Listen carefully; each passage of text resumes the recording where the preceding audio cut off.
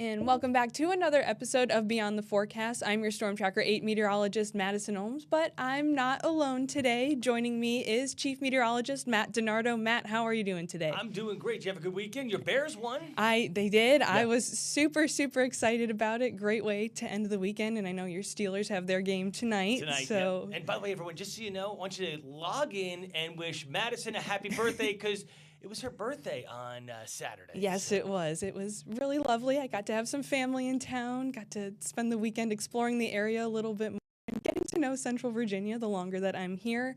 But I do want to start off by saying we will have a poll open for the rest of the show today. So if you have any questions, scan the QR code that you see on your screen right now.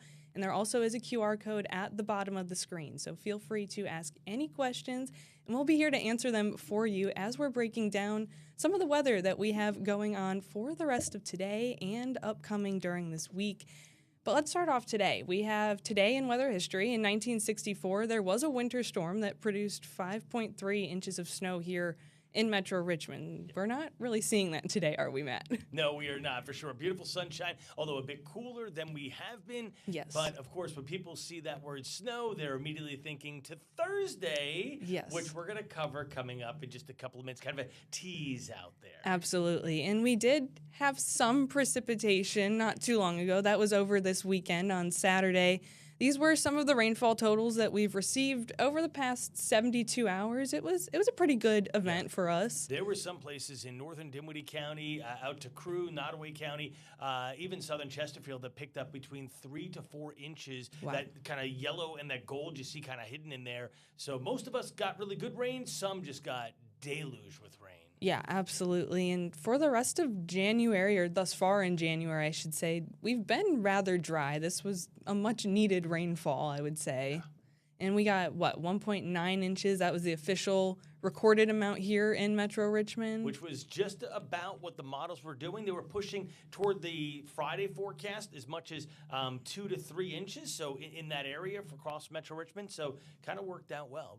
It was a soaker for sure. Yes, and compared to where we're usually at in January or where we finish off the month, our average rainfall is just over 3 inches, just under that 3 1/4 inch. So it was adding up pretty quickly if we see another rainfall like that, but not quite to where our monthly totals usually are at. Not yet at all, but the temperatures there, though, have come back to normal now, yeah. Yes, so that is something to look forward to. We did see some cooler than average temperatures, or are going to be seeing those cooler than average temperatures, but this rainfall, this was much needed. We're still in a very severe drought situation, especially for folks in the western portions of the Commonwealth. We're not doing horribly here in Metro Richmond, but it's still needed. We needed that rain. Oh, for sure. And we talk about this quite a bit. One of the big issues, not so much that there's a growing season going on now, but more the fact that we have people who live on well water.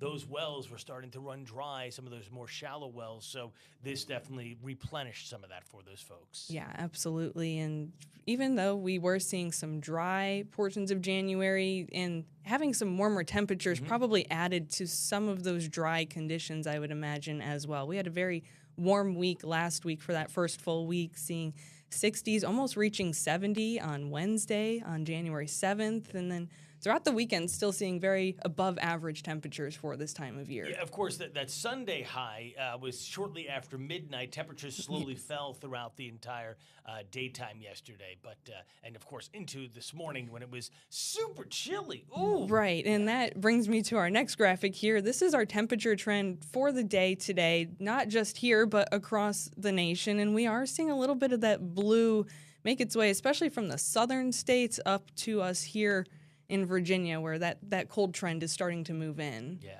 and that's kind of maybe foretelling this potential we might have coming up for Thursday if the cool air can stay in place, and we'll see.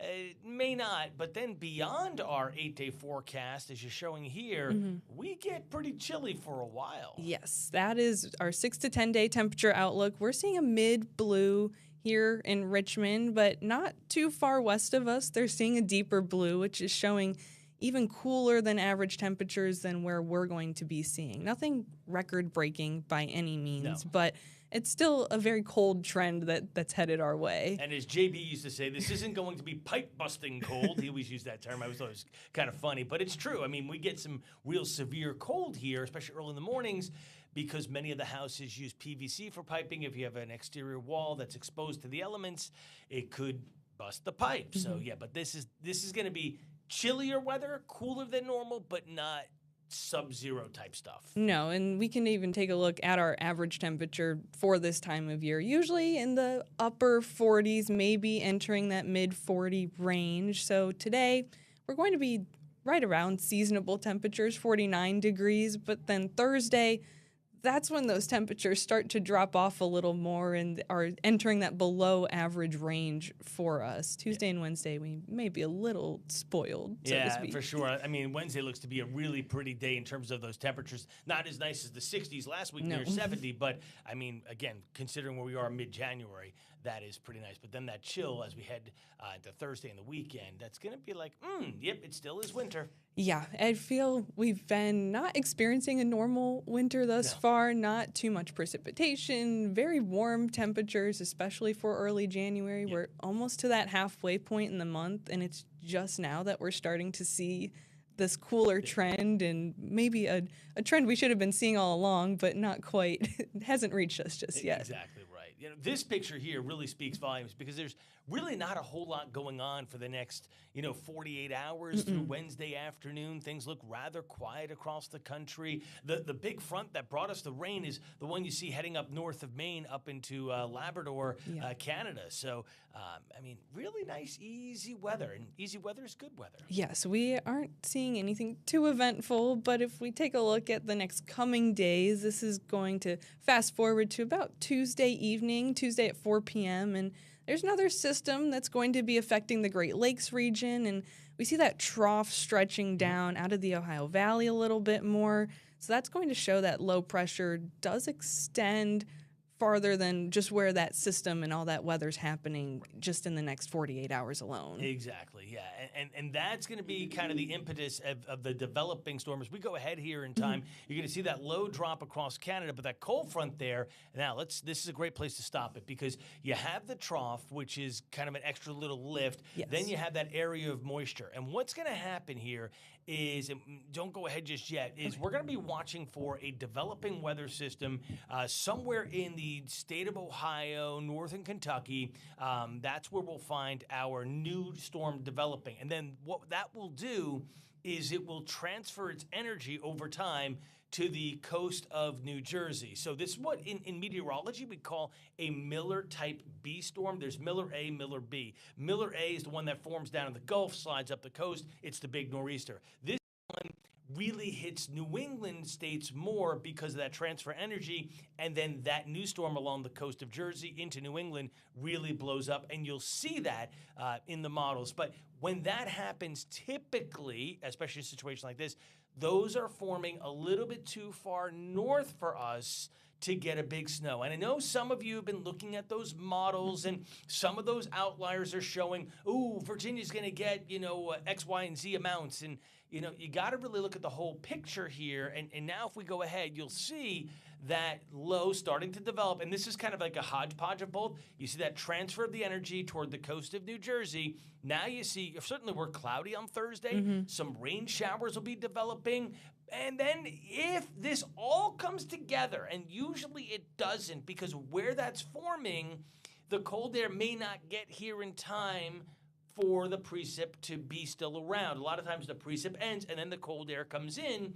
And I know I'm taking a lot of your time here, Madison. I'm sorry. No worries. I like the explanation. But what we have going on is we'll see rain showers for a while and then maybe some snowflakes mixing in. I've often talked about this, and so did JB a long time ago. We do not do good in what we call changeover situations, meaning rain to snow to get accumulations. Yes, we'll see the snow. Yes, we'll see the mix, but it doesn't usually accumulate because the cold air doesn't sweep in here fast enough. It's an odd chance when it does.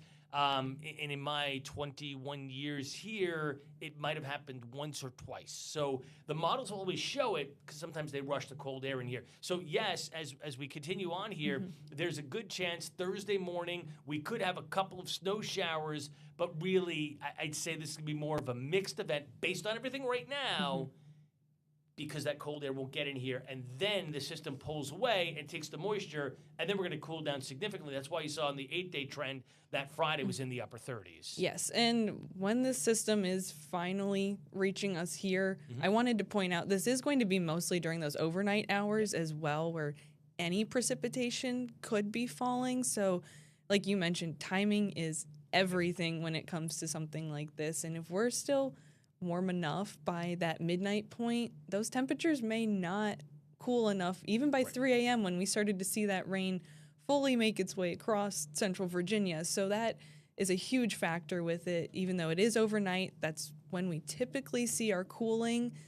It's you got to really have it lined up so that you could see what you're actually going to receive. Yeah, there's a lot of things that have to come perfect in this scenario here. Now, it's Monday, right? We have the rest of the models that come in today. We have 4 sets of models, time periods that come in tomorrow, and again Wednesday. So we have time to watch this evolve, and we certainly will, right? We'll continue to bring you updates here. We'll bring you updates on all of our newscasts and through all social media. But right now, based on what we're seeing, I don't want people to be excited that this is the next big snowstorm, because it may not be nothing more than just some flakes. Right. And again, that's a huge if at this point, as we're waiting for everything to continue to line up in those model runs. The closer and closer we get to it, the more accurate we're able to be and predict what our forecast is going to be from there on out. So we have on Thursday, that mix is possible, but we're thinking mostly a rain event, but given the timing of everything. We still have a few days, Monday and Tuesday, lots of sunshine, which is something I'm personally really happy about. And then those clouds start to kind of roll in for Wednesday and stick around for that system on Thursday. Right. And then, we had a question, actually. Oh, great. That's good. See, we have a producer off to the side, so... Right. Is this a normal January for rainfall? So, as Madison showed earlier, and you might be able to break the sequence and pull up that one graphic. Yeah, let me go back to it real quick. We've been super dry, and all of a sudden on Saturday we picked up nearly 2 inches of rain. There you go. That's the calendar. So this has been truly a dry January so far, and I think you had another graphic, Madison, showing the average was about 3 1/4-ish? Yep, just under that 3 1/4 mark, 3.23 inches of rainfall. So we're normal, but not in a normal way. We're normal because we got soaked in one day. Yeah, that I feel like normally you have that gradual accumulation throughout the month, whereas, like you said, we got soaked that one day, almost 2 inches of rain, and that would have been over half of our monthly average at that point. Right, exactly. So, yeah, good question, by the way. Yes, absolutely. You want to throw back up that 8-day, and we can just quickly discuss that? Yes, so breaking down the rest of the week, Thursday is really when we start to see those cool temperatures officially hit us. We're getting a hint of it today with those seasonable temperatures returning. But then that's when that cold snap, I don't want to call it a cold snap necessarily, but definitely below average temperatures to finish off the week. Yeah, and then another little weak system there for Sunday, rain showers. I know people like in January, they're like, if it's going to be precipitation, it better snow. Right. We are in the midst of the winter season, so it would only make sense, but... This is winter, and this is Virginia as well, so yes. Crazy things happen. Everything's got to line up perfectly, just like you had said. But anyways, with that cold coming in, I hope you guys are maybe not looking forward to it, but are okay with it coming. And if you need to get that cold weather gear out, this would be a perfect time. We were really spoiled last week with those warm temperatures, but... Some people love the cold, Matt. I know you're not one of them, but no, I've had my fill, right? So that's kind of my caveat, right? So I moved south to get out of Utica, New York, the cold and the snow, and this has been just perfect. Well, that is all that we have for today on Beyond the Forecast. Of course, we're going to keep you guys updated on that weather system coming on Thursday. In the meantime, enjoy the nice seasonable and sunny weather before that cold snap starts to make its way through. Have a good one.